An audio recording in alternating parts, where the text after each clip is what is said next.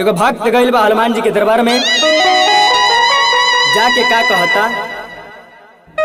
पान के पलक अंजन के लाला विनती करी कर जोर हनुमान।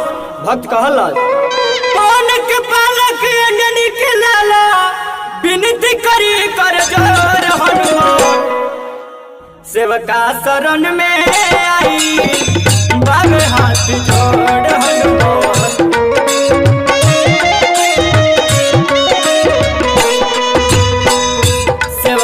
शरण में आई बाबे हाथ जोड़ हनुमान।